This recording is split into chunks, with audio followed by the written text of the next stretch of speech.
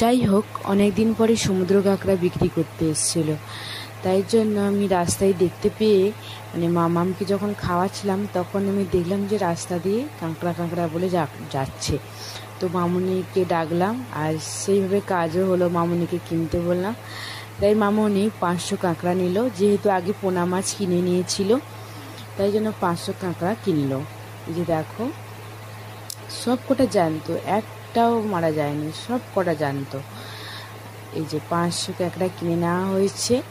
এরপরে দেখো তাকে জলে ছাড়া হচ্ছে, তাতে জল দিয়ে দেওয়া হবে। জলটা দিয়ে দিলে হবেটা কি, এই যে কাদাগুলো আছে অনেকটা ছেড়ে যাবে, তারপরে ব্রাশ দিয়ে পরিষ্কার করতে হবে।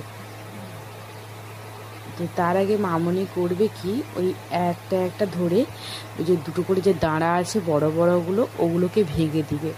না হলে যখন ব্রাশ দিয়ে পরিষ্কার করতে যাওয়া হবে তখন কিন্তু প্রচুর অসুবিধা হবে। এদিকে মাম্মাম বসে আছে, এই যে এদিকে মামনি কাঁকড়াগুলোকে বের করেছে একটা একটা করে। এবারে একটা করে দাঁড়া পরিষ্কার করবে আর জলে দেবে।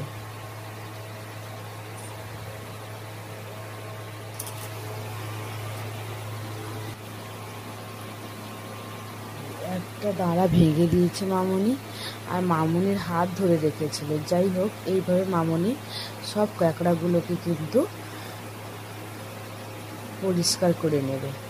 এই যে দেখো, এরপরে ভালো করে পরিষ্কার করে নেওয়া হয়েছে, তারপরে জলে দিয়ে দেওয়া হয়েছে। এই যে দেখো, এখনো জ্যান্ত আছে।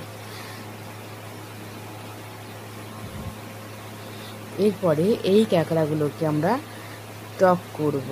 আমি দেখালাম এই জন্য যে দেখো, কাঁকড়াগুলো অনেক পুরো বলতে গেলে একদিন জ্যান্ত ছিল। এই যে মাছের ঝোল হয়েছিল, বলেছিলাম আগে মাছ কিনে রাখা হয়েছিল বলে পোনা মাছের ঝোল হয়েছিল, শাক তরকারি হয়েছিল।